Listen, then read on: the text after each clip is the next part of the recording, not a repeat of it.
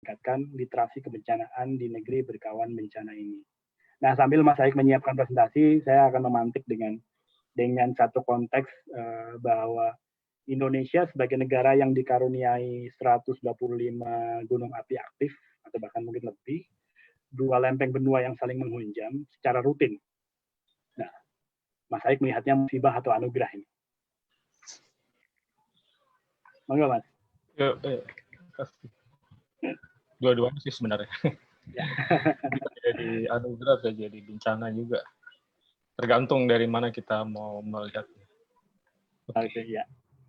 Oke, monggo Mas Aik kalau langsung mau share presentasinya silakan. Sebelum nanti kita akan ngobrol-ngobrol lebih banyak.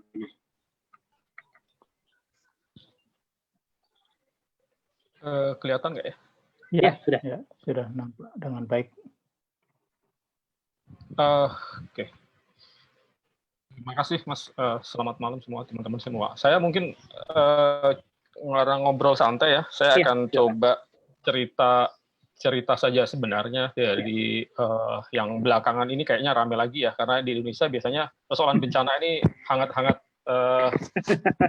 perang ayam gitu ya. Jadi kita ini rame, hilang, muncul lagi. Nah, ini kemarin saya lihat, kebetulan beberapa minggu lalu saya menulis mengenai resiko bencana di selatan Jawa ya. Lalu belakangan saya lihat media-media cukup banyak yang menuliskannya juga gitu ya. Jadi rame. Perspektifnya agak macam-macam gitu ya. Ada yang ngomongin mengenai akan segera terjadi dan seterusnya. Nah, saya ingin mungkin bagaimana sebenarnya perspektif resiko bencana dan apa yang bisa kita lakukan sebenarnya terkait sama ancaman bencana di selatan. Ya. Jadi tadi udah disinggung ya, sebenarnya saya akan memulai cerita sebenarnya dari Aceh ya. Jadi karena memang saya pikir masyarakat di Indonesia kebanyakan baru menyadari mengenai resiko bencana yang terus mengancam kita mungkin ya, terutama kalau terkait sama bencana geologi mungkin setelah Aceh 2004 sebenarnya. Walaupun sebenarnya ini bukan bencana yang pertama yang kita alami, tapi bisa dibilang ini bencana yang paling besar yang mungkin membuat banyak orang di Indonesia mulai menyadari mengenai bahwa Indonesia memiliki resiko yang demikian dasar gitu. Ya, tadi sampaikan juga ini Aceh pasca tsunami ya. Nah, hampir gelombang tsunami waktu itu hampir 6 kilo ya masuk ke daratan ya. Masjid Raya Aceh itu sekitar 6 kilo dari laut gitu, dan hampir rata semua kalau kita lihat dari pantai sampai ke sekitar berkilo-kilo itu menjadi hancur semua gitu. Nah, saya kebetulan ada di Aceh sebelum tsunami gitu, teman. Pas hari hanya sekitar 2 hari sebelum tsunami, kebetulan saya ke Medan sebenarnya, jadi untuk istirahat dari meliput konflik ya, dari meliput waktu itu Aceh konflik ya, jadi saya dalam meliput bencana konflik. Lalu kemudian waktu gempa saya masih ada di Medan, saya kembali ke Aceh hari kedua ya, dan ada di sana sampai balik dan tinggal di sana hampir 3 tahun setelahnya. Jadi melihat bagaimana Aceh kemudian memulihkan diri dan membangun kembali gitu. Jadi, tetapi pada hari H sebenarnya korban cukup sangat besar sekali ya, 160.000 orang meninggal di Aceh. Saya pikir itu kematian terbesar yang pernah terjadi seketika ya di Indonesia ya, dalam kurun sejarah modern gitu ya. Jadi hampir sepertiga penduduk kota Banda Aceh meninggal sebenarnya, dan mungkin kalau kita cari mungkin orang yang selama saat ini pasti memiliki relasi atau keluarga yang meninggal saat ini. Tapi yang kenapa banyak sekali korban gitu. Jadi salah satunya memang karena hingga tsunami saat itu masyarakat di Aceh tidak memiliki pengetahuan ya, setelah gempa itu bisa terjadi tsunami dan apa yang harus dilakukan dan seterusnya. Banyak orang yang justru setelah gempa datang ke pantai ya, karena laut yang surut banyak ikan dan seterusnya. Orang tidak tahu bahwa sebenarnya itu salah satu tanda sebentar lagi akan datang tsunami gitu ya. Jadi ini foto diambil teman saya, wartawan seram di Indonesia. Ibunya meninggal, anak-anaknya meninggal karena begitu gempa dia keluar untuk memotret ya. Jadi dia tidak tahu bahwa sebentar lagi tsunami gitu. Jadi dia kembali, rumahnya sudah hilang dan seterusnya. Jadi saya selalu bilang bahwa banyaknya korban ya karena memang ketidaktahuan kita ya saat itu gitu ya terutama untuk Aceh. Nah, tetapi selain Aceh sebenarnya ini pusat gempanya itu di Pulau Simelu ya, yang saya tandain merah itu kota titik kecil tuh. Pulau Merah ini, pulau yang di bawah ya. Yang ada tulisannya Sinabang gitu. Kota Sinabang itu ibu kotanya gitu. Jadi pulau ini berpenduduk 61.000 orang, dekat dengan pusat gempanya. Jadi kalau tsunami di Aceh itu datang sekitar 20-30 menit ya, sekitar setelah gempa. Di Pulau Simelu itu sekitar 10 menit sudah datang tsunami-nya. Jadi karena dekat dengan sumber gempa saat itu. Tetapi menariknya di situ hampir tidak ada korban ya, hanya 3 orang yang meninggal dan kebanyakan orang-orang tua gitu, orang-orang tua yang memang nggak sanggup lari. Yang menarik, saya kemudian ke Simelu juga beberapa kali ke sana dan meneliti kenapa sih korban sangat sedikit, padahal tsunami-nya datang lebih cepat dan sangat dekat. Dan rumah-rumah mereka hancur juga, tapi mereka selamat. Gitu. Jadi beberapa kali saya ke sana dan salah satu kuncinya memang ternyata berbeda dengan masyarakat di Banda Aceh ya, di pesisir ya, di pesisir Pulau Sumatera. Orang-orang di Pulau Simelu sudah memiliki pengetahuan bahwa setelah gempa bumi itu akan terjadi smog gitu ya, istilah mereka ya. Smog itu nama lain dari tsunami sebenarnya. Jadi mereka pengetahuan mengenai smog ini mereka warisi dari orang-orang tua mereka yang pernah mengalami kejadian serupa pada tahun 1907. Makanya disebutnya mereka Semong 07 gitu. Jadi dan cerita itu diwariskan turun-temurun. Jadi anak-anak sebelum tidur didongengin mengenai cerita itu dan seterusnya. Saya kebetulan waktu tahun 2011 itu ketemu dengan orang-orang tua yang masih memiliki cerita itu dan bisa menceritakannya dan intinya bahwa pengetahuan lokal yang mereka miliki terkait sama bencana di masa lalu itu menjadi pengetahuan yang terus direproduksi dan operasional sehingga ketika tsunami 2004 mereka menggunakannya untuk menyelamatkan diri. Yang ini tidak dimiliki oleh masyarakat di Banda Aceh. Gitu. Padahal sebenarnya kalau kita melihat lebih jauh ya, saya kemudian setelah tsunami itu ya tadi sudah disampaikan di pengantar. Saya kemudian tinggal di Aceh dan kemudian jadi penasaran gitu karena saya kehilangan sedemikian banyak orang dan saya kenapa misalnya apa benar ya tsunami Aceh itu 2004 itu merupakan tsunami yang pertama dan ternyata tidak gitu ya. Jadi tsunami Aceh itu merupakan satu keberulangan sebenarnya yang sudah berulang kali dan jejaknya cukup banyak sebenarnya. Jadi kalau di jejak arkeologi misalnya kalau mungkin yang pernah tahu daerah Barus ya, Barus hasil Kapuk Barus sebenarnya. Pada perdagangan Jalur Sutra itu menjadi salah satu pusat penting dari sumber bahan perdagangan saat itu ya, kamper atau kapur barus itu banyak dalam literatur Cina, India maupun Arab. Gitu. Nah, barus itu beberapa kali tiba-tiba hilang dari peradaban, lalu muncul lagi dan seterusnya. Jadi ini komunitas dagang yang ada di pesisir barat Aceh, perbatasan dengan Sumatera Utara sebenarnya. Sekarang masuknya Sumatera Utara. Tapi dia tiba-tiba hilang, tiba-tiba muncul, ada lagi, hilang lagi, dan jejak-jejak kehancurannya cukup intens ya di sana. Dan waktu ekspedisi Cincin Api ini salah satu tempat yang kemudian kami lihat, kami datang dengan teman-teman geolog dan juga teman-teman arkeolog sebenarnya yang kemudian ada satu irisan ya bahwa ternyata hilangnya Barus abad ke-12 misalnya itu berasosiasi kemungkinan dengan tsunami yang jejaknya ditemukan melalui kajian paleo tsunami ya. Jadi dari kajian geologi temukan kemungkinan tahun 1290-an itu terjadi tsunami juga. Dan seterusnya. Nah, kajian-kajian terbaru misalnya kemarin yang terakhir dari Unsyah dan NTU dari Singapura, mereka menemukan setidaknya sebenarnya sudah ada 11 kali ya tsunami di Aceh dalam periode 2000 tahun terakhir dan salah satunya yang sekuat tahun 2004 itu tahun 1394-an gitu ya. Jadi ada satu pola yang sebenarnya mirip-mirip yang terjadi saat ini ya. Jadi ketika kemudian hancur tahun 1394 pusat kerajaannya pindah pusat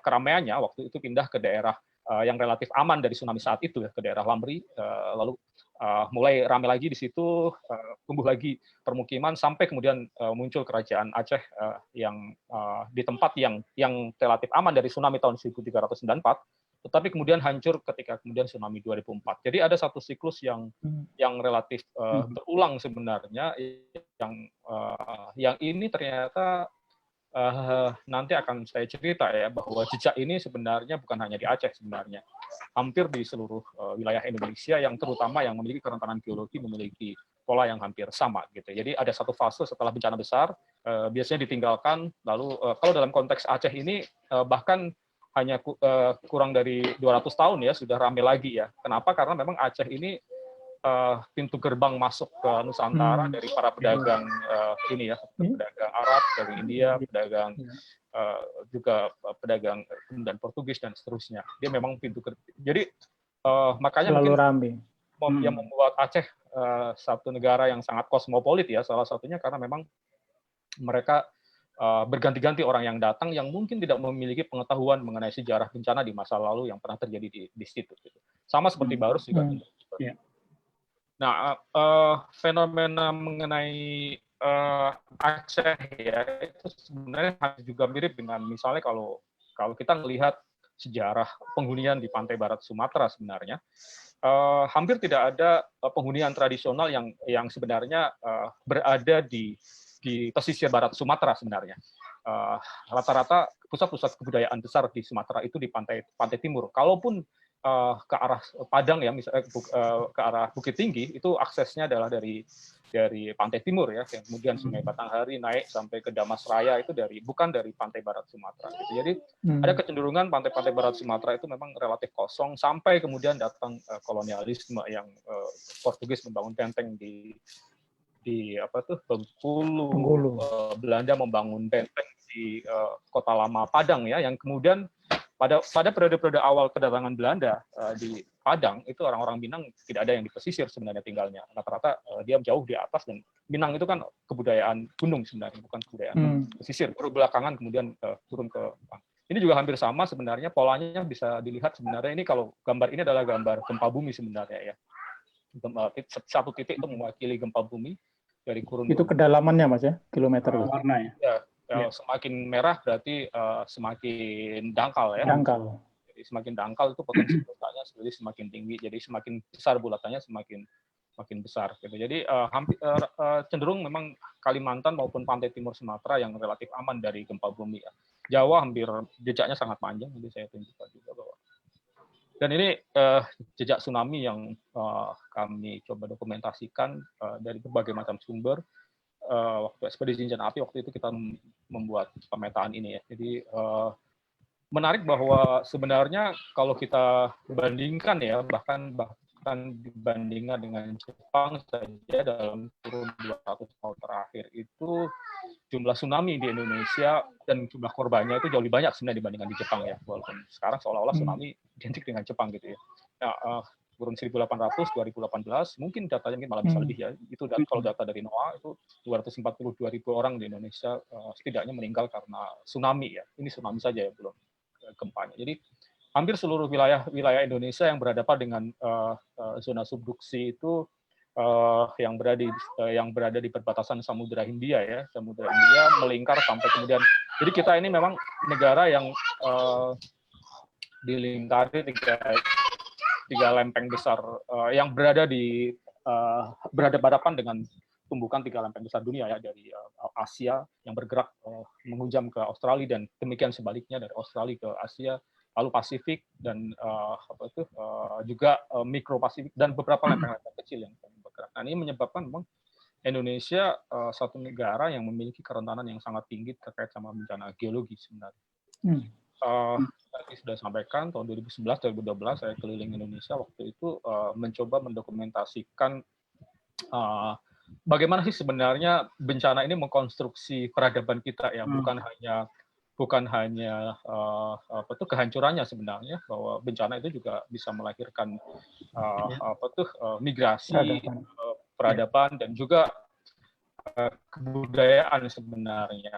Dan keunikan geologi Indonesia tadi itu juga bukan melulu persoalan bencana ya, karena memang dengan struktur geologi yang aktif ya, gunung api yang sedemikian banyak, yang subur, struktur kepulauan yang unik ya, negara dengan kepulauan terbesar kan di Indonesia itu melahirkan banyak keunikan ya, mulai dari kalau kita pernah tahu cerita mengenai cengkeh dan pala yang hanya ada di awalnya Kepulauan Maluku misalnya, lalu juga kalau kita belajar mengenai zona Wallacea yang salah satu zona biodiversitas yang paling kaya di dunia, malah salah satunya, baik laut maupun daratannya juga, karena salah satunya karena keunikan bentang alamnya yang tadi kaya dengan sangat subur, tetapi juga dia terisolasi di pulau-pulau kecil, pulau-pulau gunung api dan jadi waktu itu Ekspedisi Bencana Api kita mencoba merekam dua sisi itu sebenarnya, bahwa keunikan geologi kita itu bisa memberikan dua hal, yaitu kehancuran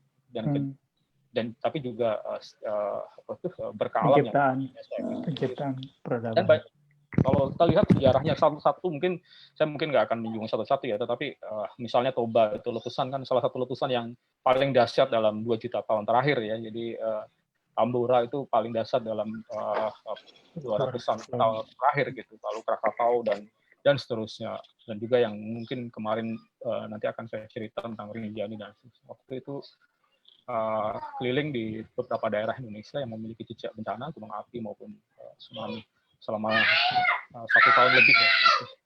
Nah, saya ingin sedikit melompat sedikit ya. Jadi pasca tsunami Aceh 2004 sebenarnya banyak ilmuwan juga yang waktu itu belum menyadari bahwa Aceh itu memiliki potensi gempa besar dan dahsyat ya, yang kemudian terjadi 2004 ya. Jadi sebelumnya itu ada anggapan bahwa zona subduksi tua yang seperti Aceh atau Samudra Hindia itu dianggap tidak berpotensi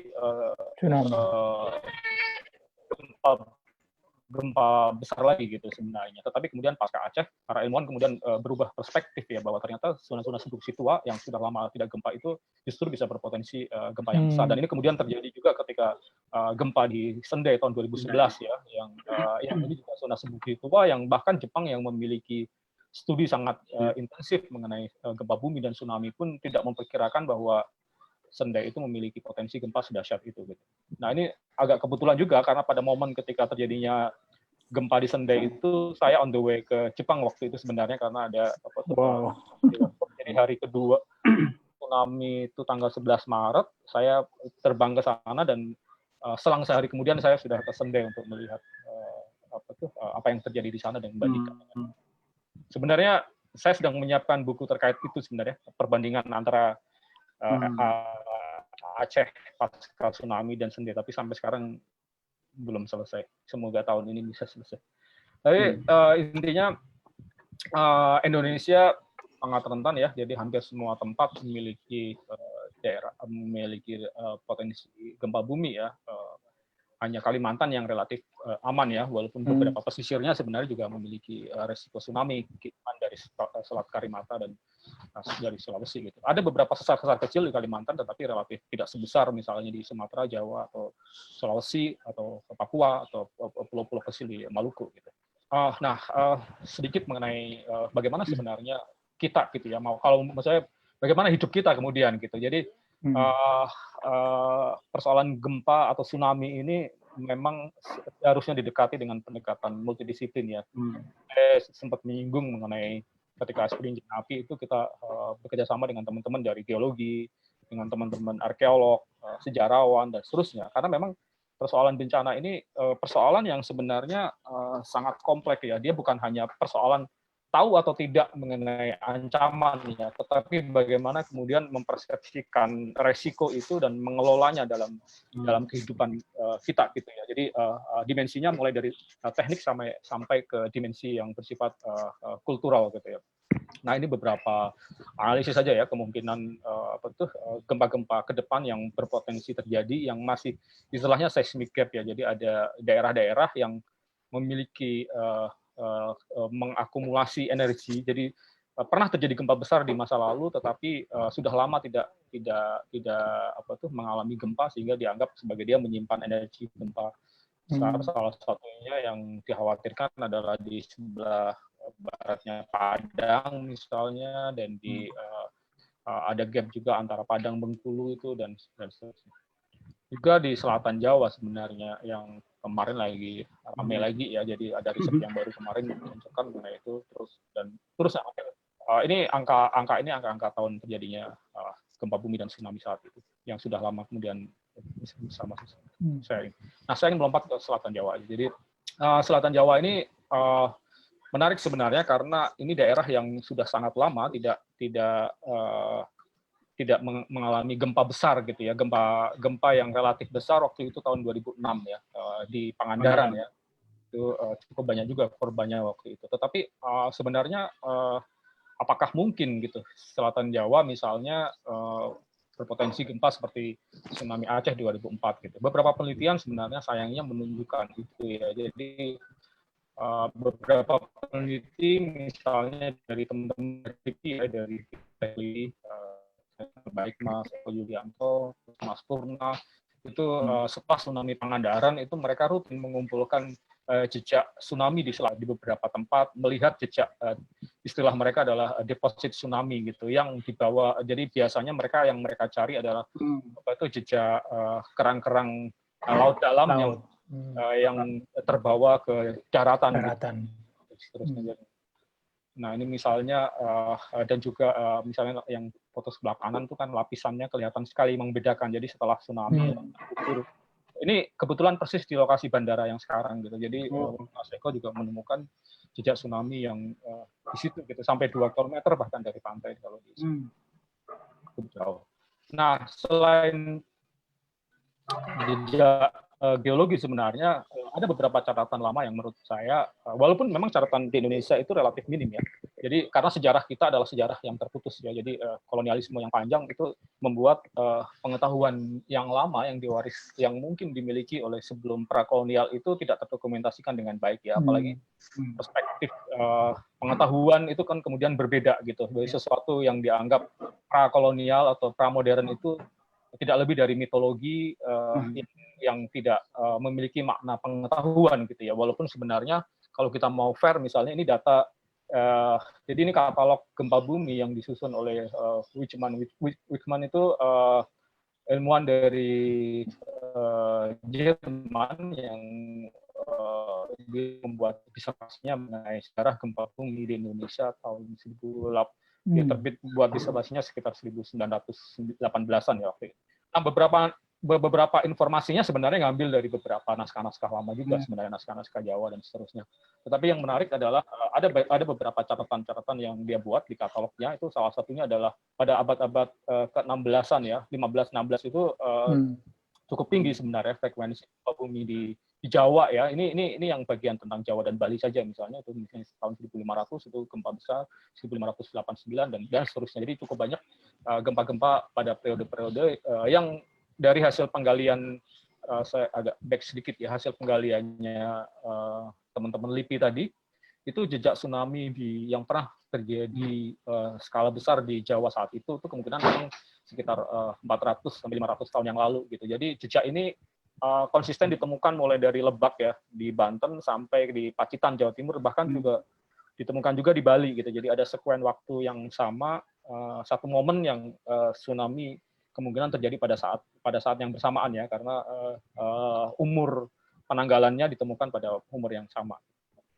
Nah, cuman kembali ke tadi gitu ya, kenapa pengetahuan kita seolah-olah baru memahami mengenai resiko tsunami itu setelah 2004 gitu ya, karena tadi bahwa memang sejarah kita ini sejarah yang terputus dan cenderung dikonstruksi oleh orang lain sebenarnya. Jadi Indonesia ini bangsa yang ditulis oleh bangsa lain sebenarnya. Kalau kita lihat sejarah mengenai Indonesia, buku-buku sejarah itu kan kebanyakan sejarawan dari Barat yang menuliskan tentang kita sebenarnya, mulai dari Denis Lombard, Anthony Reid, Rick Leps, Fleck dan seterusnya itu cenderung menulis tentang sejarah Indonesia tapi dengan perspektif politik atau geografi atau mungkin budaya. Tetapi aspek bencana itu memang luput dari amatan kupasannya. Walaupun belakangan saya perhatikan Anthony Reid misalnya beberapa kali menulis mengenai bencana ya, terutama setelah tsunami Aceh ya, dan dia sepertinya lagi menyiapkan mengenai sejarah Indonesia tetapi dengan memasukkan aspek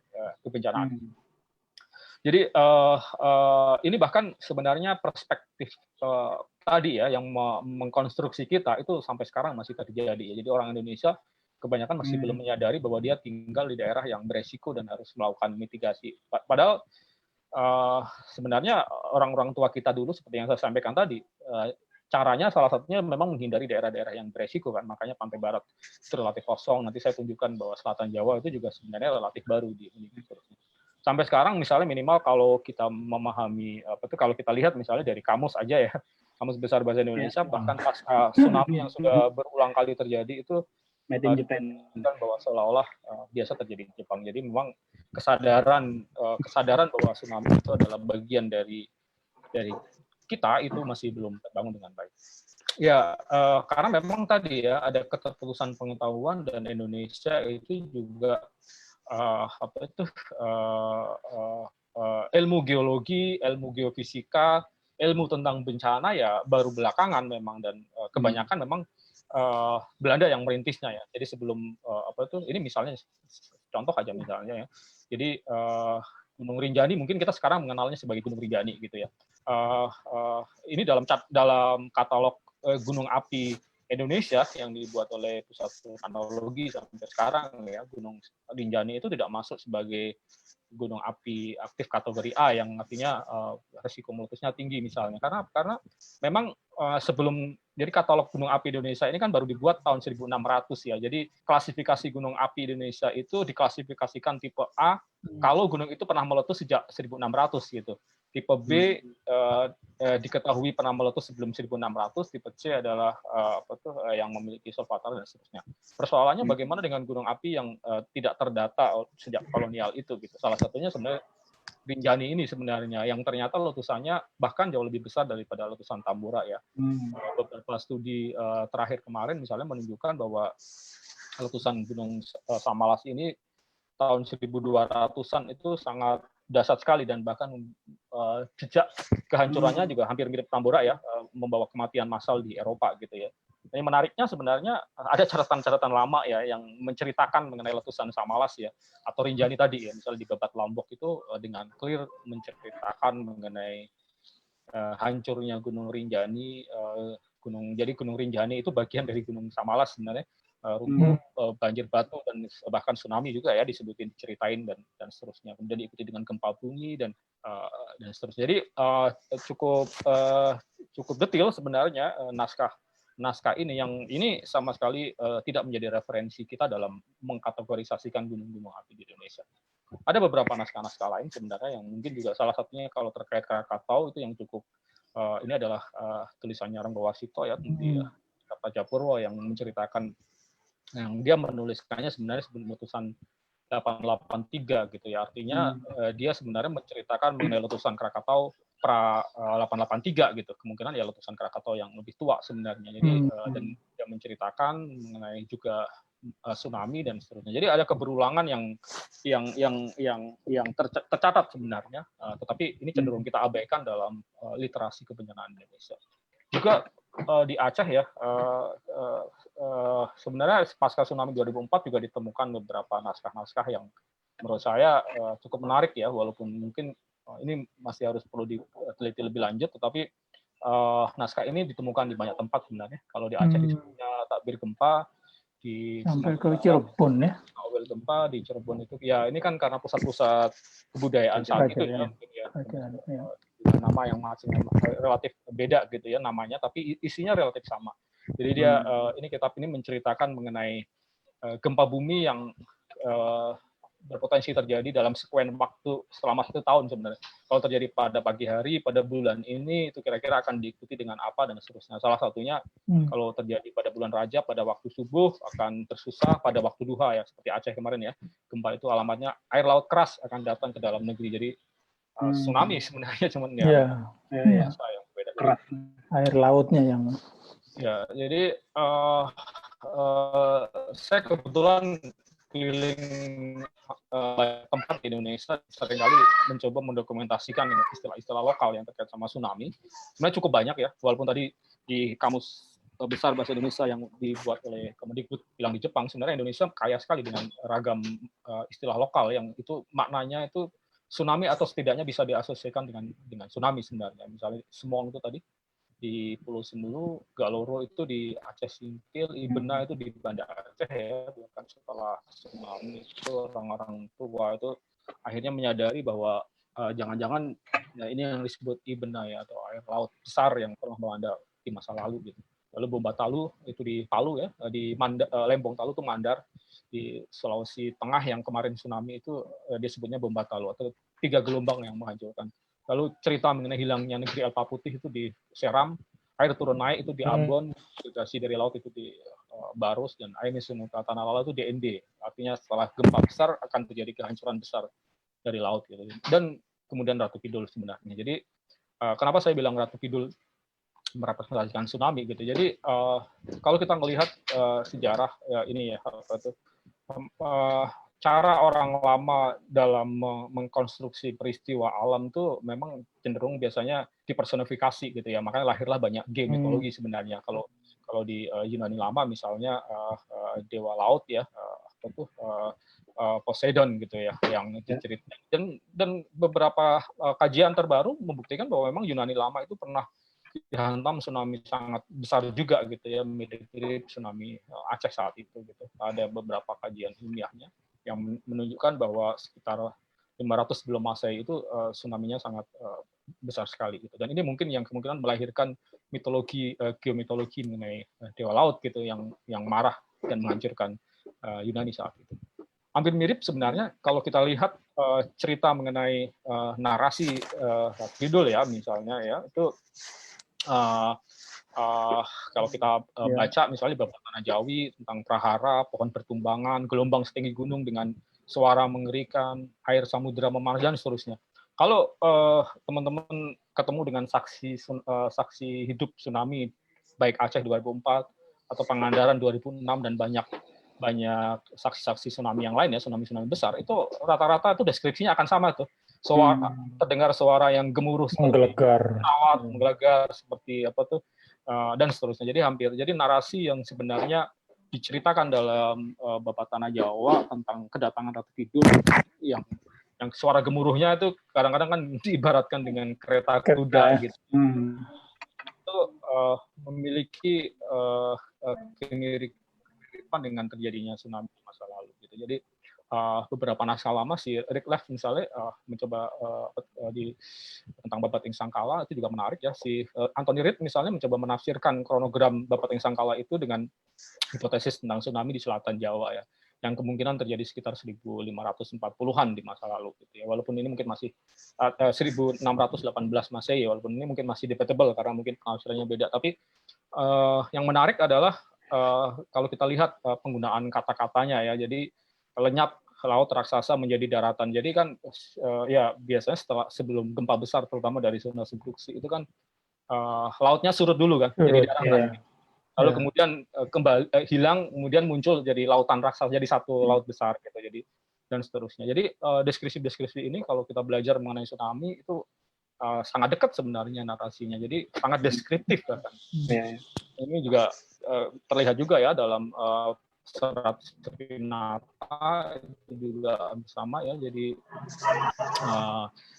deskripsinya sangat detail sekali menceritakan, dan kalau kita kita asosiasikan dengan tsunami itu sangat dekat sekali sebenarnya. Jadi,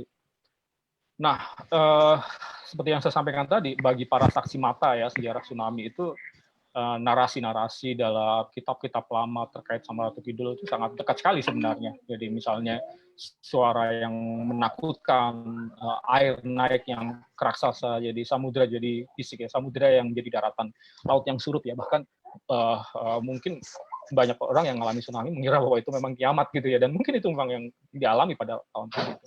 Hampir sama sebenarnya narasi-narasi ini konsisten terjadi di Aceh dan seterusnya. Tapi yang menarik juga sebenarnya konsekuensi pola meruang secara tradisional sebenarnya. Jadi kalau kita perhatikan sebenarnya selatan Jawa itu kan daerah yang relatif ditinggalkan dalam periode yang sangat lama ya. Jadi kenapa orang-orang tidak ada pusat-pusat keramaian besar di selatan Jawa ya, sampai kemudian munculnya kota Cilacap ya. Cilacap kan dibangun oleh Belanda karena minyak ya, tapi rata-rata sebenarnya orang-orang kalau di selatan Jawa Tengah atau Yogyakarta itu kan rata-rata tinggalnya di lereng-lereng gunung gunung menoreh dan seterusnya, bukan di pesisir gitu. Dan bahkan sampai tahun 1800-an sebenarnya mungkin kalau di bukunya si Wongso Sowojo ya mengenai ditulis tahun yang tentang cerita tahun 1900-an, bahkan sampai 1900-an itu ya hanya Cilacap yang relatif ramai gitu,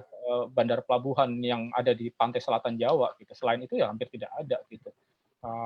Memang cenderung menurut saya karena itu pengetahuan lama mereka mengenai tsunami dan mungkin mitologi mengenai Ratu Kidul itu membuat masyarakat di selatan Jawa itu relatif berjarak dari pantai. Gitu. Jadi mereka memiliki ketakutan dalam tanda petik atau respect terhadap laut selatan dengan menjauhinya. Gitu. Jadi tidak mendekati. Dan ini mitologi ini dihancurkan sebenarnya ketika pola pembangunan kita ahistoris gitu, cenderung untuk tidak melihat jejak sejarah maupun jejak pengetahuan budaya masyarakat dan juga risiko bencana sebenarnya. Kalau kita perhatikan pembangunan bandara kemarin kan sangat mengabaikan itu. Nah ini kalau kita perhatikan ya siklus bencana itu sebenarnya ya seperti orang tidur bangun tidur. Jadi hanya satu siklus yang berulang gitu. Cuman problemnya semakin ini kan bencana kan bisa terjadi dalam periode yang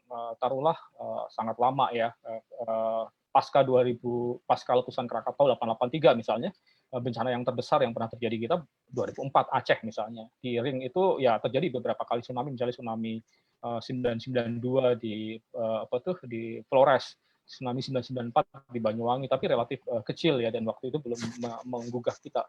Tapi secara umum bencana itu bencana dahsyat itu dalam kurun yang memang relatif panjang gitu ya, walaupun panjang tetapi begitu terjadi ya sangat mematikan. Dan yang menariknya dalam periode tidur tadi, ketika periode sebelum jadi itu tuh rata-rata daerah-daerah yang cenderung ditinggalkan awalnya, misalnya sekarang Padang yang sebenarnya baru menjadi kota baru belakangan setelah Belanda datang menjadi daerah yang sangat padat. Artinya apa, resikonya menjadi sangat besar kemudian gitu kan, dan kebanyakan tidak memiliki pengetahuan mengenai kejadian di masa lalunya. Yang ini menjadi tantangan besar bagi ruang kita. Ini mungkin tulisan saya hari ini misalnya yang menjadi PR besar kita itu sebenarnya adalah bagaimana kita pola ruang kita itu menghormati pengetahuan lama ataupun sejarah yang pernah ada ataupun resiko yang ditemukan dari riset-riset terbaru. Ini yang mungkin kita tidak memilikinya gitu. Saya menulis mengenai resiko tsunami di selatan Jawa itu sejak 2011 sebenarnya, dan 2014 ketika rame-rame bandara mau dibangun, waktu itu sudah mengingatkan juga, beberapa teman-teman ahli juga sudah mengingatkan bahwa ini yang calon bandara ini di daerah yang beresiko gitu. Kalau misalnya dipindahkan ke tempat aman mungkin akan lebih baik. Bukan persoalan bandaranya, mungkin bandaranya bisa dibangun dengan teknologi tahan gempa ya misalnya. Anti gempa bangunannya. Tapi kalau untuk tsunami itu belum ada namanya bangunan tahan tsunami sebenarnya. Kalau kita lihat Bandara Sendai 2011, Bandara Sendai itu berjarak sekitar 1,1 km dari pantai. Di pantainya, di pesisirnya itu sudah dibangun tanggul raksasa. Jepang kan membangun tanggul raksasa sebelum tsunami 2011 ya. Dan ada hutan pantai juga. Tetapi kemudian hancur juga bandara itu di lantai 1 itu penuh dengan air dalam. Jadi dan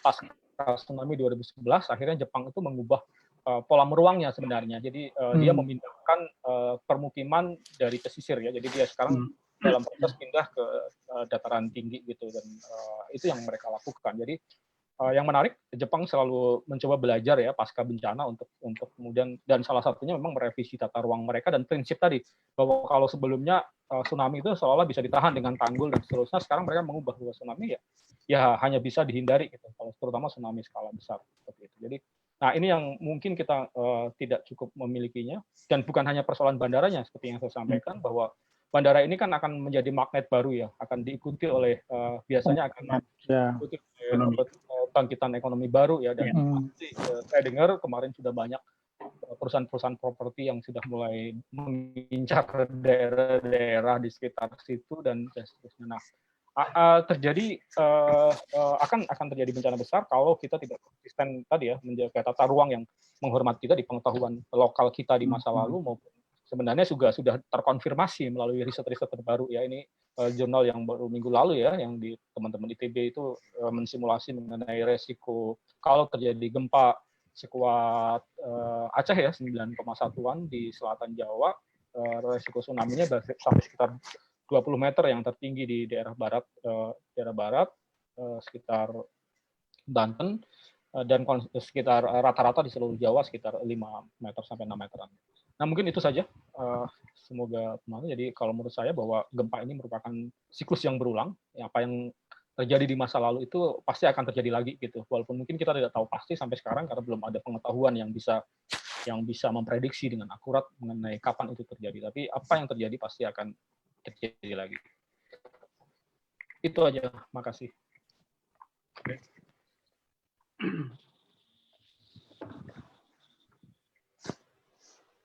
Oke.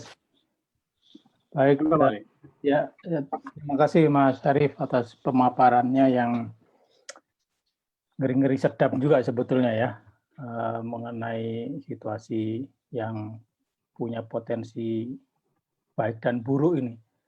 Nah, kalau dari penggalian Mas Syarif tadi di beberapa lokasi, di beberapa wilayah, terbukti bahwa masyarakat pada dasarnya punya pengetahuan yang turun-temurun mengenai kebencanaan. Nah, bagaimana respon atau kapitalisasi pengetahuan itu terutama ya oleh pengambil kebijakan ya yang kemudian memanfaatkan itu untuk mengatur atau membuat satu strategi, suatu cara pencegahan itu yang mungkin bisa cukup efektif. Nah, apakah pengetahuan itu sejauh ini itu dimanfaatkan dengan baik nggak sama pengambil kebijakan? Ya, sayangnya sampai sekarang saya belum melihat itu ya. Justru yang terjadi sebaliknya gitu ya. Jadi kalau kita lihat bencana Palu ya 2018 gitu ya, sama seperti di banyak daerah lain sebenarnya, masyarakat di sana juga memiliki pengetahuan mengenai tsunami di masa lalu ya. Misalnya makanya masyarakat di pantai barat Donggala ya, yang Teluk Palu bagian barat itu relatif selamat ya. Jadi mereka ketika gempa pertama yang jam 3 sore, mereka sudah mengungsi ke atas gitu karena mereka memiliki memori mengenai tsunami 1968 yang pernah terjadi gitu ya. Waktu itu hancur daerah mereka. Lalu ketika gempa yang relatif yang 5,9-an ya, sebelum gempa besar yang jam 6 sore itu mereka udah mengungsi duluan. Cuman memang seperti yang saya sampaikan tadi bahwa pengetahuan lokal itu juga bisa terputus ya, bisa juga terlupakan dalam konteks misalnya di Palu itu, apalagi di daerah-daerah yang kosmopolit ya, yang masyarakatnya juga multi culture gitu ya. Banyak orang-orang yang pendatang yang kemudian tidak memiliki memori kolektif terkait ruang dia gitu. Itu membuat seperti misalnya ya orang-orang di selatan Jawa yang mungkin sudah terputus pengetahuannya terhadap mitologi tadi ya, penghormatan terhadap kekuatan dari Laut Selatan misalnya, mungkin hanya menganggap cerita Ratu Kidul itu sebagai cerita saja, sebagai mitos saja. Tidak lagi operasional untuk membuat mereka misalnya respect terhadap ruang di selatan gitu, untuk tidak terlalu dekat dengan pantai dan seterusnya. Sama seperti misalnya kalau dalam hal sederhana, misalnya dalam bangunan tahan gempa juga. Kalau kita perhatikan rumah-rumah tradisional di Indonesia sebenarnya didesain dengan teknologi tahan gempa sebenarnya. Jadi bukan hanya materialnya yang dari kayu ya, tetapi fondasinya misalnya kalau di Jawa atau mungkin bukan di Jawa sebenarnya, Sumatera fondasi umpak yang kayu yang ditumpangkan di atas batu. Dilubangin biasanya ya untuk kenapa biar ada fleksibilitas ketika menghadapi gaya horizontal gempa, mereka masih bisa bergoyang gitu ya, lalu kemudian memakai ikatan antar antar tiang dan sambungan-sambungannya dan seterusnya. Pengetahuan-pengetahuan itu terbukti hilang sebenarnya dalam hal cara jadi karena ini juga ada persoalan ini juga ya, memang seperti yang saya sampaikan tadi ya, ini ada persoalan ketika pada fase ketika Belanda datang, kemudian bangunan kayu, bangunan tradisional ini kan cenderung kemudian dianggap inferior gitu ya, dari budaya yang terbelakang, yang tidak sehat, yang tidak ini, dan sampai sekarang perspektif itu sepertinya masih terkonstruksi ya. Jadi kalau BPS survei, salah satu indikator kemiskinan itu kan rumah yang belum dilantai, beton, dari semana belum, atau rumah bambu. Padahal itu adalah salah satu rumah yang menurut saya teknologi temuan nenek moyang kita yang memiliki ketangguhan terhadap gempa bumi. Itu salah satu contoh juga ya, bahwa pengetahuan itu bisa hilang dan kita terputus dengan itu.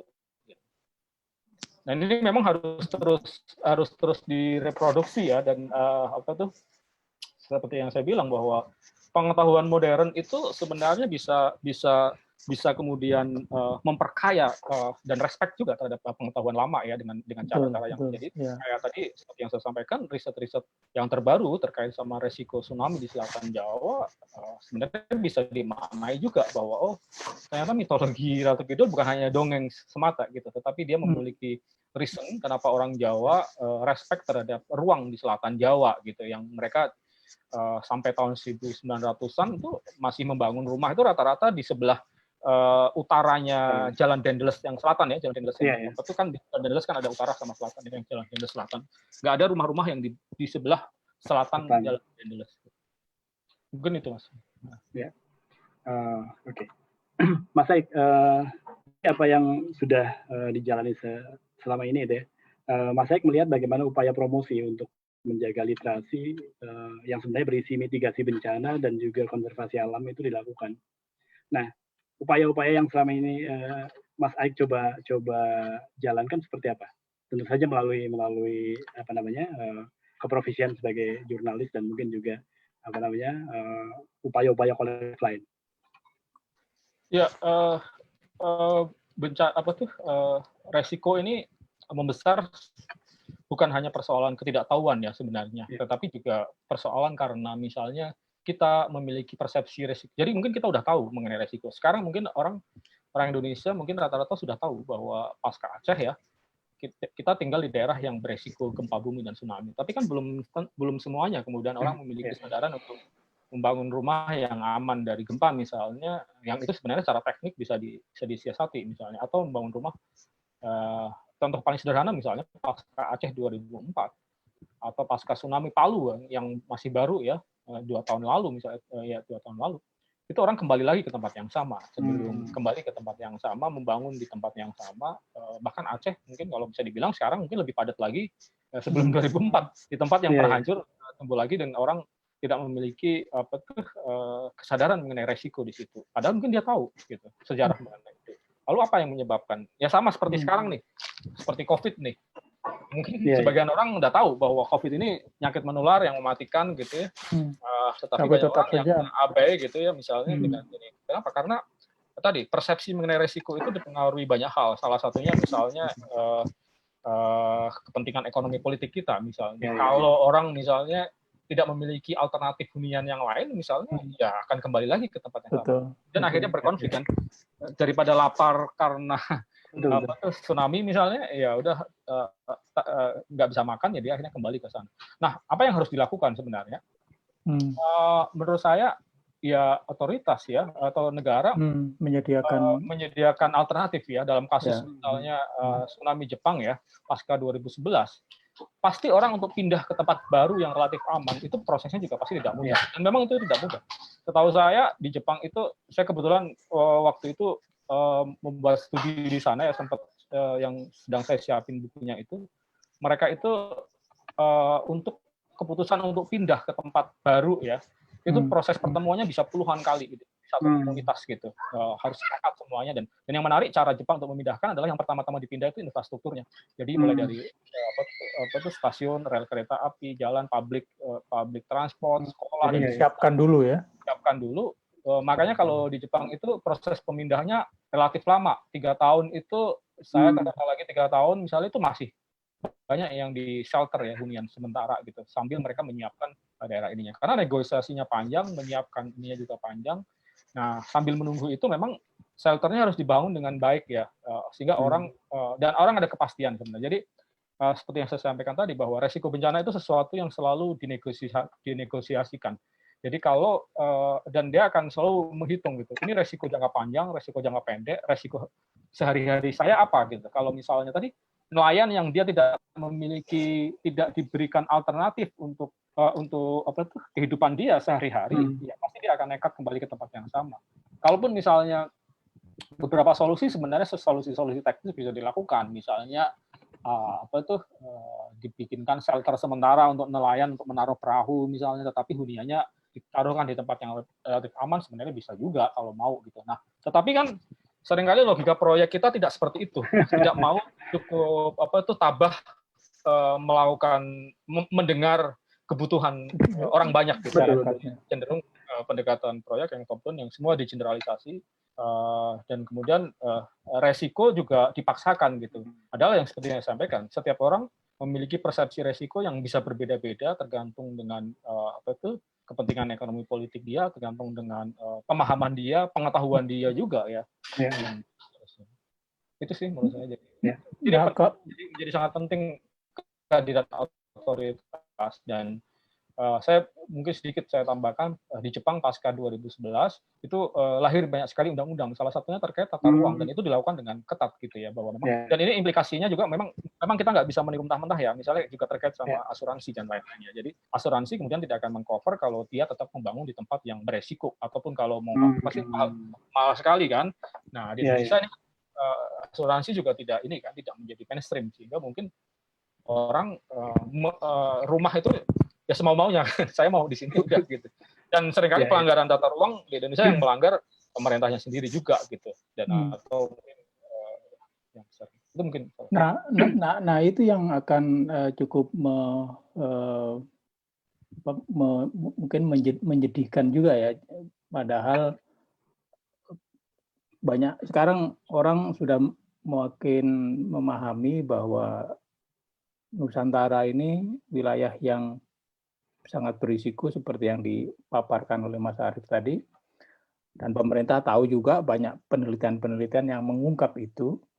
Nah, tetapi pada prakteknya kebijakan-kebijakan pembangunan itu justru bertentangan dengan pengetahuan yang dihimpun gitu. Nah, ini akan ya mengerikan juga untuk mengantisipasi dan mencegah bencana itu memakan korban yang akan sama saja gitu. Jadi sulit dihindari gitu kalau satu kita sudah tahu bahwa ada risiko, tetapi perilaku kita dan juga respon dari pembuat kebijakan tidak berubah gitu. Gimana ke depannya Mas Arief kira-kira? Ya sebenarnya ya perubahan dua pihak ya sebenarnya ya. Maksud saya pemerintahnya juga kuncinya memang salah satunya di pemerintah, tetapi juga masyarakat juga bisa memulai dengan salah satunya literasi untuk publik ini juga menjadi kunci karena itu ya. Jadi setidaknya kalau pemerintahnya tidak perkuat komunitasnya gitu. Komunitas-komunitas yang progresif yang melakukan edukasi ke publik mengenai resiko, dan juga memang ini memang tidak mudah ya, karena tadi saya bilang bahwa antara resiko tsunami yang mungkin datangnya kita nggak tahu kapan, dengan resiko dia sehari-hari ya, kepentingan ekonomi politik sebelum kepentingan perut dia terselesaikan, menjadi akan sangat sulit gitu untuk kemudian orang bisa memilih tempat-tempat yang aman gitu. Nah ini memang seharusnya otoritas itu hadir untuk menyeimbangkan tadi. Misalnya dalam contoh paling sederhana ya, mungkin ilustrasi paling gampang itu kita sekarang orang disuruh PSBB gitu. Sama seperti PSBB ini kan seperti melarang orang untuk tinggal di daerah berisiko tsunami kan. Kalau kemudian dalam prakteknya kan di negara lain itu kan pembatasan itu diikuti dengan pemberian insentif kepada pelaku usaha yang memang terdampak gitu ya. Mulai dari tunjangan langsung, mungkin tunjangan kepada perusahaan kalau biar tidak mem-PHK karyawannya dan seterusnya misalnya. Jadi kalau tidak pasti orang akan nekat kan, tetap akan mencari hidup karena banyak orang yang hidupnya memang harian gitu ya, yang sama seperti tadi. Kalau kita mau berharap bisa menciptakan komunitas yang aman dari tsunami, memang kemudian harus ada ketegasan dalam tata ruang, tetapi kemudian ada alternatif kan. Lalu kemana gitu? Ketika misalnya orang tidak boleh ke sana, lalu bagaimana alternatifnya? Dan itu itulah yang harus dicari gitu ya, dicari bareng-bareng gitu ya. Jadi tidak cukup memang kesadaran mengenai resiko atau pengetahuan mengenai resiko itu kemudian serta-merta akan membuat kita menjadi lebih aman dari resiko itu sendiri kan. Resiko itu selalu ya. Mas Aik, mungkin satu pertanyaan sebelum kita nanti tawarkan ke teman-teman untuk berkomentar. Ini mungkin agak sedikit melipir sedikit dari topik utama, melihat dari keprofesian Mas Aik sebagai jurnalis selama ini gitu ya. Nah, ketika terjadi bencana memang harus kita akui bahwa media adalah pintu pertama orang untuk mencari tahu apa dan bagaimana mengenai kejadian tersebut. Nah,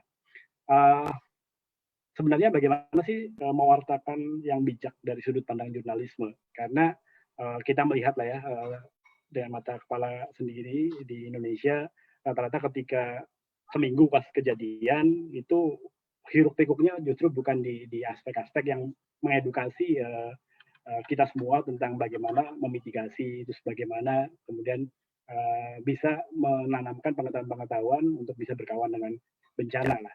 Nah, mungkin juga Mas Aik bisa cerita tentang bagaimana di Jepang misalkan yang punya potensi kebencanaan yang juga sama tinggi lah dengan di negeri kita, jurnalis-jurnalis di sana atau mungkin asosiasi keprofesian tersebut menjalankan kegiatannya. Ya, memang ada budaya kita berbeda ya dalam hal baik maupun juga dalam jurnalistik ya.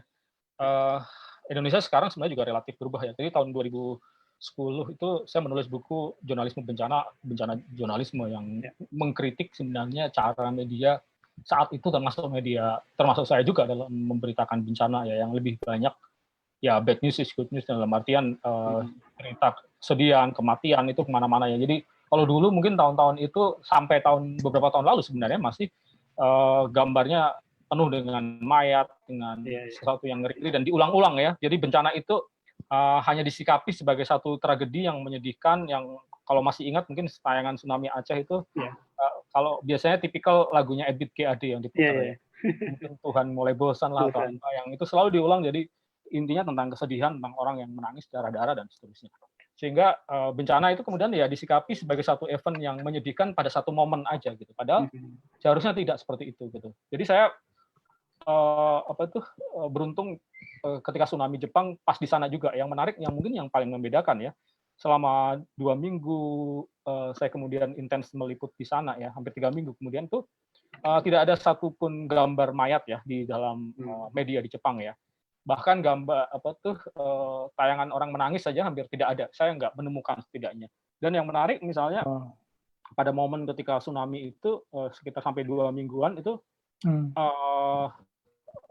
iklan layanan sosial, iklan komersial itu bahkan tidak ada, gitu. Diganti dengan iklan layanan sosial. Jadi itu jadi misalnya dahulukan orang tua, bantu membantu dan seterusnya. Jadi itu momen yang dipakai oleh Jepang, oleh pemerintahnya untuk membeli slot dan untuk membangun ini bonding. Spirit gitu ya. Istilah mereka kizuna ya, ikatan Jepang itu dibangunkan kembali bahwa kita menghadapi persoalan yang sama dan harus belajar dari. Nah, itu yang menurut saya cukup membedakan. Jadi dan itu yang menurut saya membuat Jepang relatif terus belajar ya dari satu kejadian ke kejadian gitu. Jadi mereka mengalami banyak kehilangan juga dari bencana-bencana sebelumnya, tetapi ada progres yang cukup signifikan yang mereka lakukan sebenarnya. Yang ini kita belum sampai di tahap itu sebenarnya. Hampir hampir berulang ke persoalan yang sama ya, yang itu tidak selesai gitu. Jadi itu sih kalau menurut saya salah satunya itu. Dan ada satu lagi yang menarik sebenarnya, kalau dari jurnalisme bencana ya, seperti yang saya sering sampaikan ke teman-teman jurnalis juga ya, bahwa meliput bencana itu bukan hanya meliput satu event ya, satu kejadian yang selesai gitu. Tetapi kan bencana ini satu siklus yang dimulai dari pra bencana sampai saat kejadian dan pasca bencana, dan di setiap momen itu seharusnya beda-beda.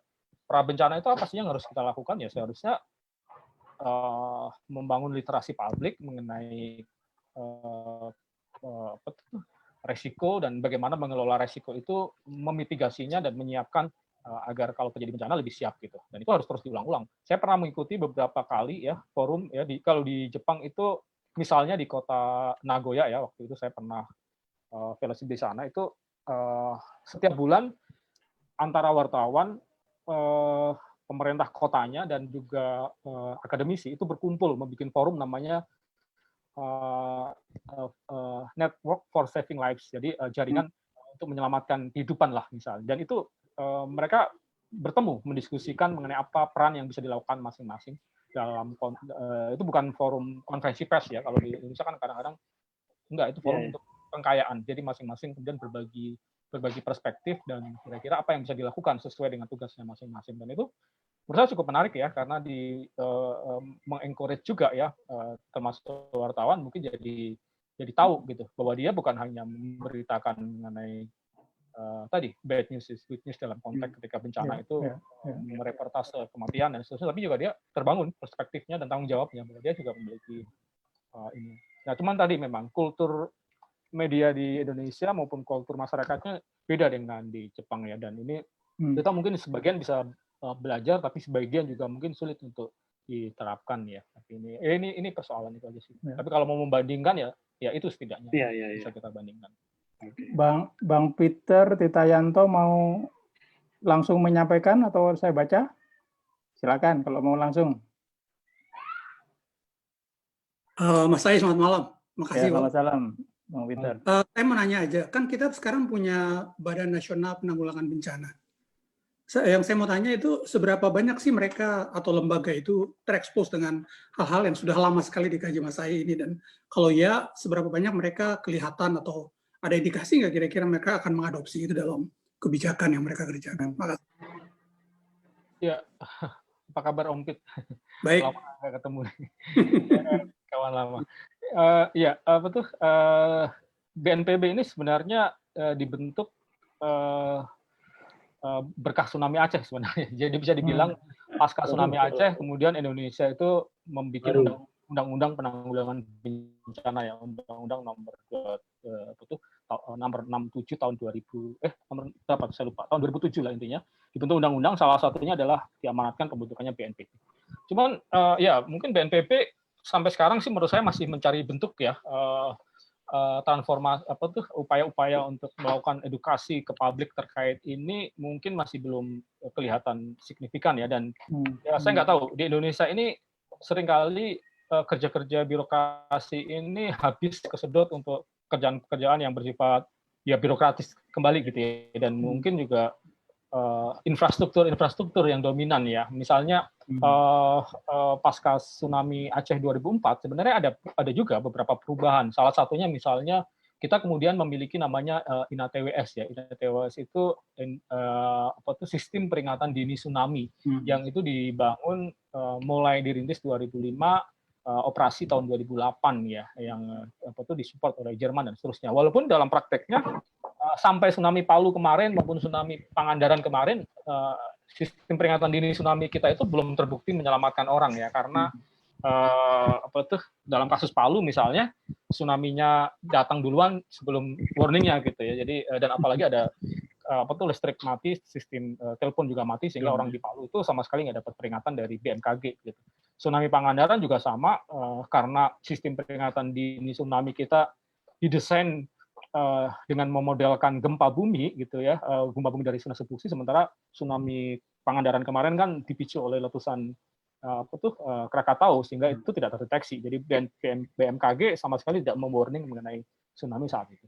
Lalu sebenarnya BNPB juga menginisiasi tadi infrastruktur misalnya seperti tsunami shelter ya, bangunan-bangunan shelter yang dibangun di beberapa tempat di pantai di Indonesia. Lalu juga sirine tsunami dan seterusnya. Tetapi ya tadi, menurut saya sih masih project ya. Dan kalau kita lihat misalnya banyak sekali tsunami shelter yang dibangun di banyak tempat di Indonesia itu mangkrak ya, karena menjadi mungkin pendekatan kulturalnya tidak terdekati dengan baik ya. Misalnya yang saya perhatikan misalnya kalau di Aceh itu ada 4 tsunami shelter yang belakangan malah ditutup tuh karena dia jadikan tempat pacaran katanya dan seterusnya.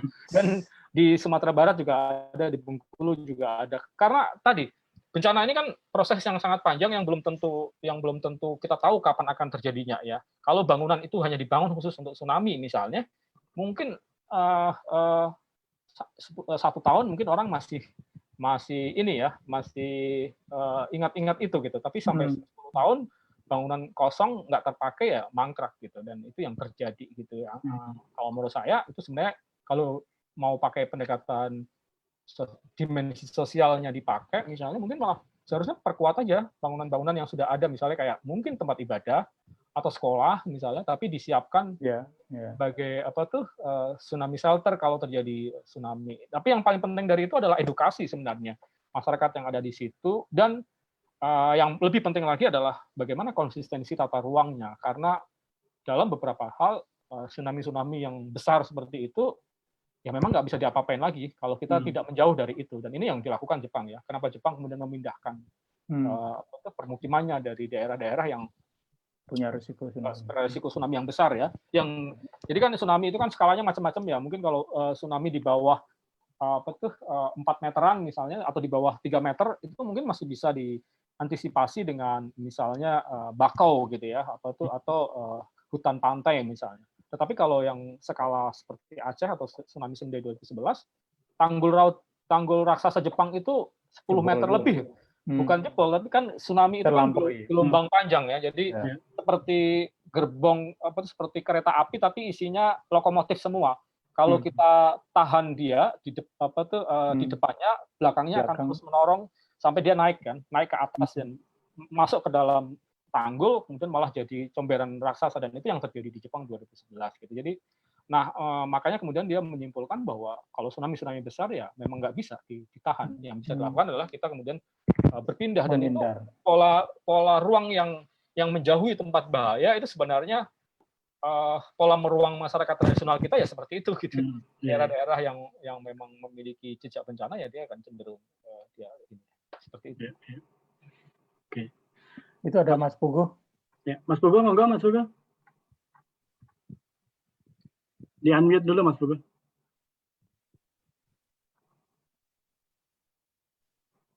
Mas Puguh silakan. Oke, sebelum Mas Puguh bertanya, Mas Aik, ini ada permintaan, ada beberapa peserta yang nanyain apakah presentasi tadi bisa di-share atau tidak. Masih ongoing sih saya. Oh, oke. Siap. Ayo di-unmute dulu Mas Puguh. Mic-nya. Iya. Nah, selamat malam Mas Irwan, Mas Dwi, Mas Arief.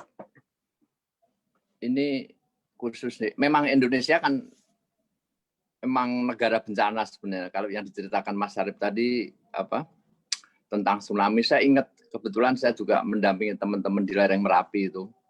Memang satu Mas, ini kan judulnya kan merawat hikayat ya. Kalau kita lihat di Merapi itu sejarahnya memang merawat hikayatnya sampai sekarang masih berjalan, Mas. Nah, kemudian peran siapa mereka kok masih merawat hikayat ini sampai sekarang masih berjalan ini?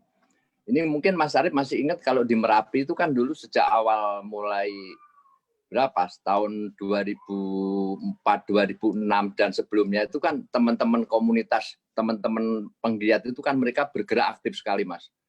Di situ ada Pasak Merapi yang sampai sekarang itu mereka menimbalkan jejak-jejak mitigasi yang sangat kuat.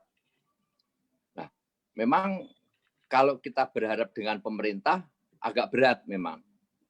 Peran Merapi justru peran komunitas yang sangat kuat. Mereka itu. Karena soal tata ruang saja. di Merapi itu pasca 2010 itu momentum yang sangat bagus sekali, sehingga mereka membagi dari zona itu kan ada KRB 3, KRB 2, KRB 1. Nah, KRB 2 yang kategorinya ATL itu dulu yang tersapu bersih, itu mereka memang diharapkan turun. Tapi kalau di Jepang tadi proses turunnya sampai 3 tahun, kalau di Merapi sampai sekarang mereka tidak mau turun. Gitu. Lah anehnya, tapi mereka siap gitu loh. Kalau ditanya, saya itu tangguh bencana. Saya punya PRB dengan kelembagaannya, ada peta pengurangan risiko bencana, kemudian keorganisasiannya, dan shop bagaimana mereka nanti kalau terjadi bencana. Ini yang luar biasa di Merapi. Ditambah dengan teknologi. Di sana itu sampai itu, Mas. Yang namanya radio komunikasi Jepang itu kan ada terhubung dengan apa? Dengan getaran Merapi itu. Kalau terjadi letusan itu ada bisa membedakan. Sampai masyarakat sana bisa membedakan untuk memitigasi itu. Oh, ini terjadi bukan karena Merapi, tapi karena gempa. Karena ini longsoran pasir, ini angin. Nah, ini maksud saya bahwa memang kalau untuk menjaga literasi ini, karena kita masyarakat yang sering lupa, Merapi ini, Mas, sampai sekarang mereka tidak mau turun, tapi mereka siap gitu loh. Memang ada hal-hal yang tertinggal. Kalau di Merapi itu ada namanya desa perseduluran antara desa atas dan desa bawah. Nah, inilah merawat persedulurannya ini yang kurang sekarang. Memang itu nanti kalau saya bayangkan kalau terjadi seperti 2010, itu nanti akan kacau ini di Merapi. Karena apa? Karena mereka tidak siap untuk merawat perseduluran di mana shelter di bawah yang bisa menerima. Padahal sudah disusun. Nah, sebenarnya kan desa itu sebenarnya dengan adanya dana desa ini kan mempunyai satu kemampuan untuk melakukan satu mitigasi itu. Baik mitigasi merawat dengan apa? Dengan kalau di Merapi misalkan ada 2 desa perseduluran ataupun dengan peralatan-peralatan. Saya juga membikinkan mereka. Kalau mereka nanti ada shop bahwa seluruh kendaraan itu tidak boleh harus menghadap pintu. Contoh kecil aja untuk. Kemudian ada kalau mereka lari itu ke arah mana? Itu udah lengkap kalau di Merapi. Ini yang mungkin bisa jadi pembelajaran untuk apa? Untuk bagaimana mitigasi bencana berbasis komunitasnya sangat kuat. Memang kalau Mas Ahmad memang apakah soalnya pemerintah dengan kemarin ada dokumentasi ring of fire itu terus kebijakannya berbasis evidence kan enggak juga sebenarnya ini. Ini yang agak kacau ini. Akhirnya masyarakat yang mengambil peran kalau di lereng Merapi. Kuat mereka. Bagaimana memitigasinya itu. Sangat kuat. Ya. Nah, ini kalau karena apa? Karena yang mendampingi itu teman-teman Pasak itu mulai Pasak pas seduluran sabuk Gunung Merapi itu mulai tahun sebelum Merapi terjadi apa-apa. Dan momentum 2010 itu kalau terjadi sedikit-sedikit saja, itu mereka sudah ribut mereka itu. Nah ini. Ya. Saya pikir itu Mas Dwi. Jadi peran berbasis komunitas ini sangat penting dan itu mesti harus ada pihak luar yang mendampingi ini. Baik, ya sebelum Mas Arief menjawab Mas Puguh, ini saya akan bacakan satu pertanyaan dari Mbak Yana.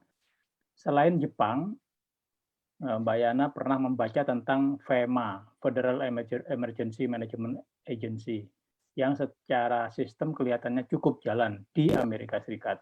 Mungkin seperti BNPB di 100 tahun cahaya ke depan, alias setelah disempurnakan berkali-kali. Apa titik awal yang bisa dilakukan untuk memperbaiki? Mbak Yana bilang kebetulan sering bertemu dengan pemimpin-pemimpin badan PNPB ini di daerah yang bukan saja kompetensinya belum oke, seperti misalnya membuat keputusan-keputusan di saat krisis atau berpikir strategi berlapis-lapis untuk antisipasi. Bahkan profilnya saja juga nggak cocok katanya. Nah, monggo Mas Arief sebelum kita tutup karena kita akan selesaikan jam 9 kurang 2 menit lah. Jam 8 jam 9 kurang 2 menit kita selesaikan ya. Ya, memang PR-nya masih banyak sekali ya tadi, tapi nyambung tadi disampaikan Mas Puguh juga ya bahwa kalau memang ya pemerintah sih memang dari COVID ini aja kita akan bisa melihat betapa sulitnya ya menyandarkan pada pemerintah saja gitu ya. Pada akhirnya memang komunitas itu menjadi satu kunci ya, ketika walaupun memang mungkin kalau dilakukan oleh komunitas, akhirnya perubahan yang bisa dilakukan adalah per komunitas juga gitu. Jadi misalnya pengalaman yang dibangun, cerita baik yang dibangun di Merapi itu untuk direproduksi di tempat lain itu juga tidak semudah itu ya. Saya lihat beberapa teman sharing pengalaman misalnya di Kelut ya, itu cukup lumayan juga ya saya waktu itu, karena banyak dari Kelut juga dari jaringan dari Merapi juga ya, Jalin Merapi dan lain-lain ke sana dan seterusnya. Tapi memang kembali ke tadi ya, kalau kita pengen melakukan perubahan dalam skala nasional ya, memang disinilah peran otoritas itu memang harus hadir gitu ya. Minimal bagaimana mereproduksi tentu dengan lokalitas yang berbeda. Kayak Merapi itu kan punya cerita sukses yang luar biasa sebenarnya. Jadi ketangguhan bencana itu kan juga harusnya bisa diukur dengan ini ya, kecepatan untuk pulih pasca bencana misalnya. Merapi itu contoh yang menarik sekali karena saya kebetulan waktu itu juga sempat riset di Merapi ya, salah satu cincin api waktu itu kita ngerjain di sana. Tempat yang bisa dibilang komunitasnya itu bisa jalan sendiri untuk saling membantu ya, misalnya termasuk mulai dari logistik sampai bahkan menarik di Merapi itu ada satu yang melakukan relokasi mandiri kan, dia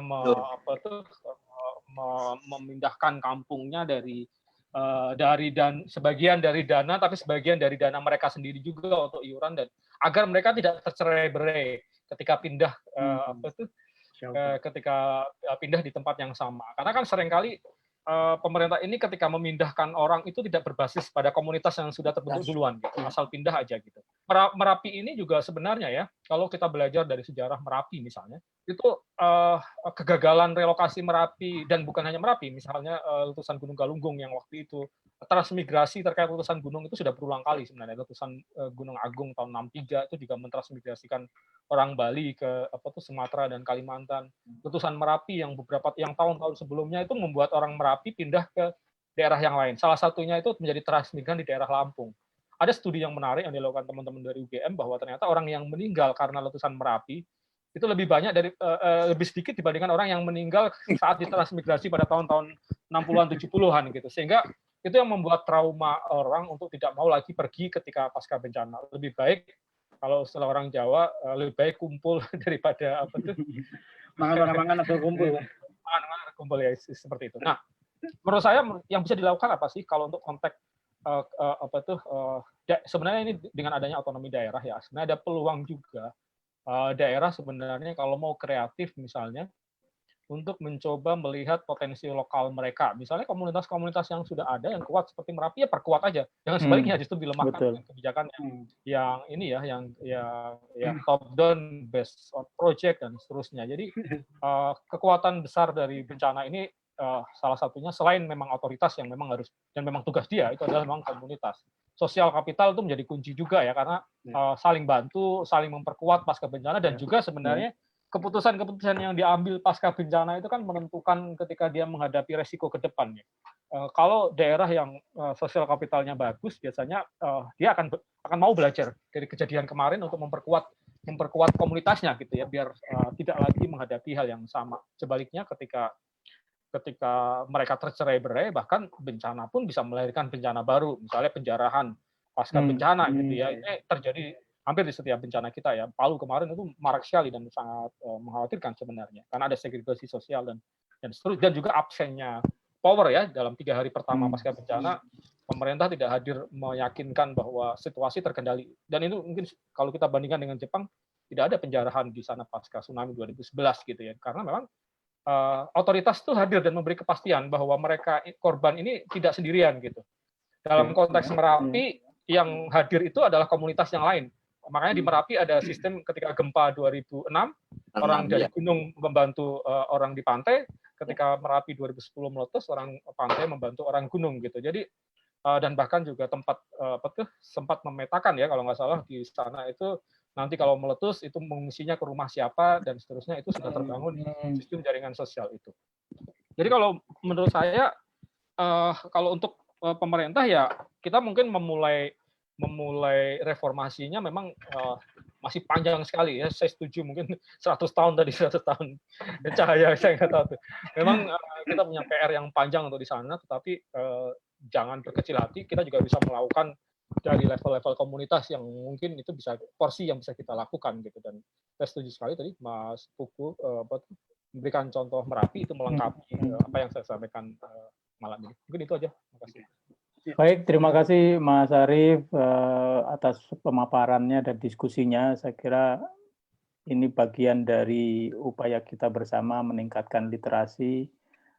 Saya juga baru ada pengetahuan baru dari Mas Arief tentang itu, walaupun saya sudah punya buku Cincin Api itu, keren sekali. Dan ya, saya kira memang komunitas perlu merekatkan dan mengingat kembali ya wisdom lama yang berkaitan dengan kebencanaan. Nah, dengan demikian, mudah-mudahan itu salah satu upaya kita bisa menyebarkan pengetahuan yang lama tapi masih punya manfaat yang besar. Terima kasih kepada kawan-kawan sekalian. Silakan Mas Irwan. Oke. Tutup. Terima kasih Mas Saik atas paparan yang cukup lengkap dan komprehensif sekali. Saya akan coba wrap up pembicaraan kita malam ini dengan beberapa pointers. Yang pertama terkait dengan keberadaan kita di Ring of Fire. Ini mempunyai dua sisi sebenarnya, kehancuran dan juga pertumbuhan peradaban. Terus kemudian terkait dengan narasi, tadi dari penjelasan terdapat banyak kesamaan di seluruh wilayah Nusantara, terutama di wilayah-wilayah yang memang mendapatkan potensi kebencanaan, risiko bencana di pesisir ataupun di gunung. Kemudian terkait juga kepatuhan, bagaimana nenek moyang sudah mengajarkan dengan cara bagaimana mereka membangun peradaban berdasarkan respek dan kepatuhan pada mitologi dan menghindari garis-garis pantai ataupun kedekatan dengan puncak gunung. Kemudian secara sejarah, aspek penting perencanaan bangunan modern yang mana sekarang banyak dilupakan, dan mempelajari risiko menjadi hal yang penting, terutama dalam kaitan dengan tata ruang yang menghormati sejarah. Kemudian persepsi tentang risiko harus diawali dengan peran otoritas pemerintah melalui kebijakan yang strict, kemudian mengikat dan juga dijalankan dengan komitmen. Bencana adalah periode tidur, kapan bangun kita tidak tahu, tapi bisa dipelajari polanya dari jejak-jejak sejarah. Kemudian terakhir adalah aspek sosial kapital, kita sepakat ini menjadi kunci untuk memperkuat komunitas dan juga mempercepat recovery dari kejadian bencana. Kemudian saya akan tutup dengan quote dari Mas Aik, bencana adalah siklus yang berulang yang pasti akan datang kembali. Dan ini mudah-mudahan bisa menjadi pembelajaran buat kita dari diskusi malam ini untuk meningkatkan literasi kita tentang kebencanaan di negeri yang memang kita harus berkawan dengan bencana. Terima kasih Mas Aik atas kesediaan waktunya untuk sharing yang inspiratif. Terima kasih juga buat kawan-kawan semua yang sudah hadir. Mohon maaf atas kekurangannya. Sampai jumpa minggu depan.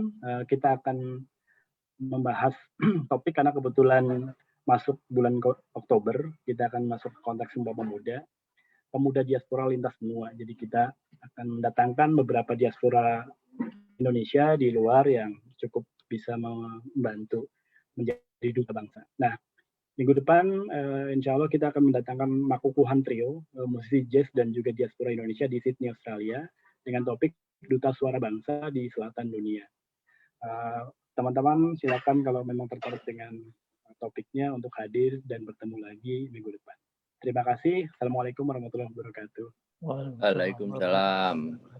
Sebelum kita tutup, foto bersama dulu. Adi, monggo.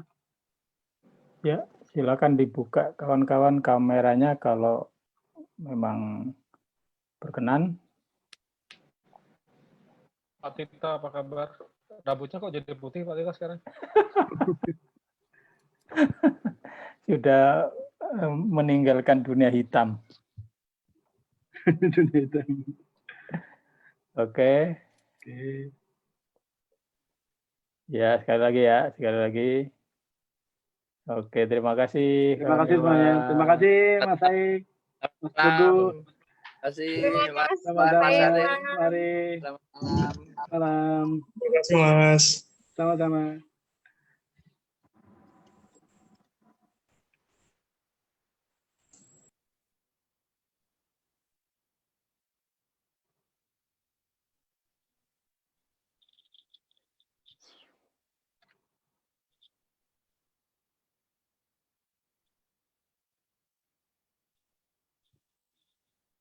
Tapi Kukuhan masih Masih ini, Pak. ya, Belum. Masih. kontak lah ya. Iya. Waktu itu sempat di talk show-nya Pak Jess waktu itu. Oh iya iya ya. Menarik karena mereka fusionnya itu tradisional Sunda. Iya betul. Saya menyaksikan juga waktu itu. Iya. Tapi fotonya foto waktu muda itu ya? Tapi nggak terlalu jauh beda sih, Pak. Iya kan? Waktu Iya. tampil di Jazz itu dia kelihatan senior. Iya. Mas Reva kan kakak kelas tuh di TB, jadi tadi saya coba kontak. Dikasih nomornya sama Mas Agus, nomornya Mas Reva. Reva ini yang salah satu trio itu? Ya, salah satu trio. Okay. Nah, mudah-mudahan ntar Joey Alexander kayaknya mudah-mudahan bisa nih ya. Mas Agus mungkin bisa bantu. Iya. Kayaknya pernah ini juga kayak di kontak Mas Agus juga. Nanti saya minta deh ke Mas Agus kalau dalam beberapa hari ini atau mungkin bisa untuk minggu depannya lagi. Ya boleh. Tapi nanti cari juga yang varian yang lain, jangan musik semua. Iya. Nanti aku cari-cari juga. Iya. Baiklah kalau gitu. Oke, siap, Pak. Terima kasih banyak. Terima kasih ya. Sampai jumpa lagi. Terima kasih ya Mas Irwan. Makasih Bu Tari. Mohon maaf tadi masuknya terlambat. Habis ada tamu dulu. Aduh, seru banget sih tadi ya ceritanya ya. Ya nanti bisa dilihat linknya di Facebook Newsroom Indonesia nanti. Iya, salam kenal Pak Dwi. Iya, salam kenal juga Bu Tari. Senang bisa. Iya, ada siapa nih Mbak Dinda ya? Iya, Mbak Dinda Pak. Oh, Mbak Dinda ya, ada Putri. Iya. Ya, selamat malam semua ya. Assalamualaikum. Waalaikumsalam warahmatullahi wabarakatuh. Ibu dari Kemenpar.